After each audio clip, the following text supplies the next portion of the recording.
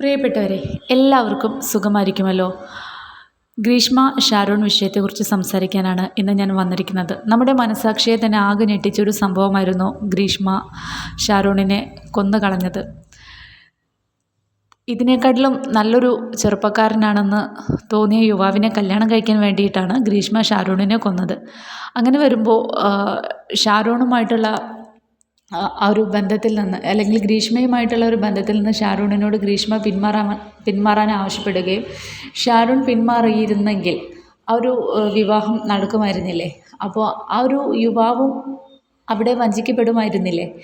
തുടർന്ന് അതിനേക്കാട്ടിലും കല്യാണം കഴിച്ച ചെറുപ്പക്കാരനെക്കാട്ടിലും നല്ലൊരു ചെറുപ്പക്കാരനെ വേറെ കാണുമ്പോൾ ആ ഒരു യുവാവിനെ ഇതുപോലെ ഒഴിവാക്കാൻ ഗ്രീഷ്മ ശ്രമിക്കുമായിരുന്നില്ലേ? അതായത് ഒരു സ്ത്രീ എന്ന നിലയ്ക്ക് നല്ലൊരു വ്യക്തിത്വത്തിന് ഉടമയല്ല ഗ്രീഷ്മ. സ്ത്രീകൾക്ക് തന്നെ അപമാനമുള്ള തരത്തിലാണ് ഗ്രീഷ്മയുടെ പെരുമാറ്റം. അന്ന് തെളിവെടുപ്പിന് കൊണ്ടുപോകുമ്പോൾ എന്തായിരുന്നു ഗ്രീഷ്മയുടെ കളിയും ചിരിയൊക്കെ. എനിക്കത് കണ്ടപ്പോൾ എൻ്റെ നെഞ്ച് പെടഞ്ഞു പോയി.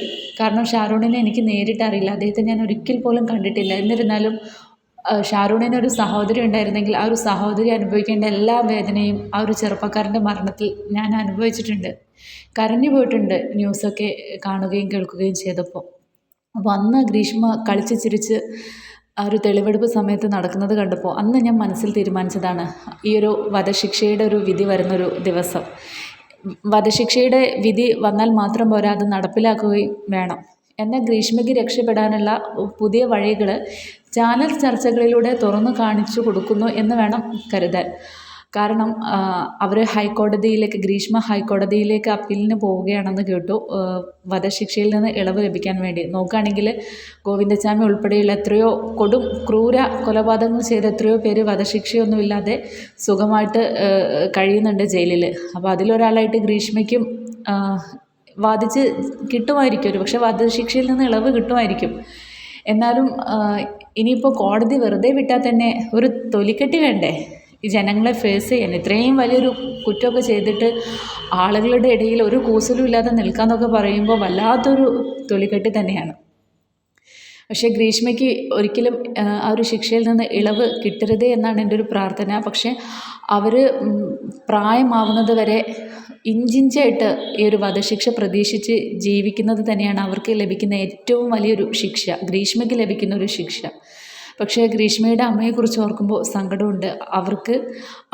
അവരുടെ മകളെ നഷ്ടപ്പെട്ടു. അതേപോലെ ഷാരൂണിൻ്റെ അമ്മയ്ക്ക് ഷാരൂണിനെ നഷ്ടപ്പെട്ടു. രണ്ട് അമ്മമാർക്കാണ് ഇവിടെ മക്കളെ നഷ്ടപ്പെട്ടത്, തിരിച്ചറിവില്ലാത്തതിൻ്റെ ഫലമായി.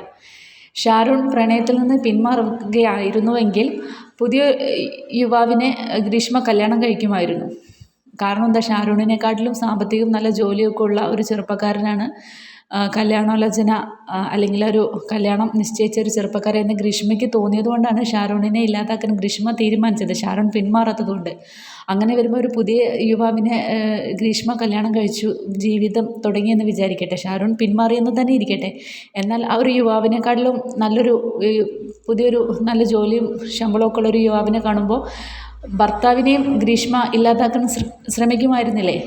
അപ്പോൾ അവിടെ ചെറുപ്പത്തിന് പ്രസക്തിയില്ല. അവർ ചെറിയ പ്രായമാണെന്ന് കരുതി, ഞാനും ഈ പ്രായം കഴിഞ്ഞൊക്കെ വന്ന ഒരാളാണ്.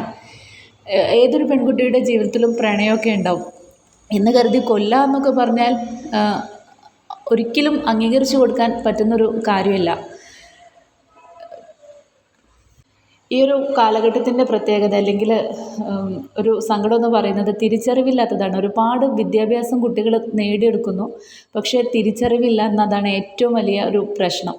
വിദ്യാഭ്യാസം നേടിയെടുക്കൽ ഇമ്പോർട്ടൻ്റ് ആണ്, അതുപോലെ തന്നെ ഇമ്പോർട്ടൻ്റ് ആയിട്ടുള്ളൊരു കാര്യമാണ് തിരിച്ചറിവ് ഉണ്ടാവുക എന്നത്. റീൽസിനോടൊപ്പമാണ് ഈ ഒരു ജനറേഷൻ സഞ്ചരിച്ചുകൊണ്ടിരിക്കുന്നത്. ഞങ്ങളുടെയൊക്കെ ഒരു കുട്ടിക്കാലം അല്ലെങ്കിൽ ഒരു കോളേജ് കാലം എന്നൊക്കെ പറയുകയാണെങ്കിൽ, ഞാൻ കോളേജിലൊന്നും പോയിട്ടില്ല, +1 2 മാസം മാത്രമേ പോയിട്ടുള്ളൂ. പിന്നെ തുടർന്ന് പഠിക്കാൻ കഴിഞ്ഞില്ല, കല്യാണമൊക്കെ കഴിഞ്ഞു. എന്നാലും പ്രണയമൊക്കെ ഉള്ള എത്രയോ ആൾക്കാരെ ഞങ്ങൾക്കറിയാം. തേപ്പ് കിട്ടിയ കഥകളും തേച്ച കഥകളും ഒക്കെ ഒരുപാട് വർഷങ്ങൾ കഴിയുമ്പോൾ രസകരമായിട്ട് പറഞ്ഞ് ചിരിക്കുന്ന ഫ്രണ്ട്സിനെ ഞങ്ങൾക്കറിയാം. എല്ലാവരുടെയും ജീവിതത്തിൽ, ആൺകുട്ടികളുടെയും പെൺകുട്ടികളുടെയും ജീവിതത്തിൽ ഇതുപോലത്തെ അനുഭവങ്ങളൊക്കെ ഉണ്ടാവും. അതിനിങ്ങനെ കൊല വിളിക്കുക എന്നൊക്കെ പറയുമ്പം എന്ത് സന്ദേശമാണ് സമൂഹത്തിന് നൽകാൻ കഴിയുന്നത്? ആ രണ്ട് അമ്മമാരും ശരിക്കും നിരപരാധികളാണ്. എനിക്ക് സങ്കടമായിപ്പോയി. ഇന്നലെ വധശിക്ഷ വന്നപ്പോൾ ഷാരൂണിൻ്റെ അമ്മയുടെ ഭാഗത്ത് നിന്ന് ഞാൻ സന്തോഷിച്ചെങ്കിലും, ഷാരൂണിൻ്റെ കുടുംബങ്ങളുടെ ഭാഗത്തു നിന്ന് ഞാൻ സന്തോഷിച്ചെങ്കിലും, ഗ്രീഷ്മയുടെ അമ്മയുടെ ഭാഗത്ത് നിന്ന് ചിന്തിക്കുമ്പോൾ വല്ലാത്തൊരു സങ്കടം തോന്നി. ഒരു മകളെ കഷ്ടപ്പെട്ട് ഇത്രയൊക്കെ പഠിപ്പിച്ച് വലുതാക്കി അവസാനം അവളെ ജയിലിലേക്ക് പറഞ്ഞയക്കുക, അതും വധശിക്ഷയ്ക്ക് പറഞ്ഞയക്കുക എന്നൊക്കെ പറയുമ്പോൾ ഒരു അമ്മമാർക്കും ഇങ്ങനത്തെ അവസ്ഥ ഉണ്ടാവാതിരിക്കട്ടെ. അതിന് നമ്മൾ രക്ഷിതാക്കൾ തന്നെയാണ് ശ്രദ്ധിക്കേണ്ടത്. റീൽസ് അല്ല ജീവിതമെന്ന് കുട്ടികളെ പറഞ്ഞ് മനസ്സിലാക്കി കൊടുക്കുക മാത്രമേ നിവൃത്തിയുള്ളൂ. പുതിയ ഷാരൂൺമാരൊന്നും ഇല്ലാതിരിക്കാൻ മാതൃകാപരമായിട്ടുള്ള ശിക്ഷ ഗ്രീഷ്മയ്ക്ക് ലഭിക്കണം എന്ന് തന്നെയാണ് എൻ്റെ ഒരു അഭിപ്രായം. എല്ലാവർക്കും നന്മയുണ്ടാവട്ടെ. Thank you.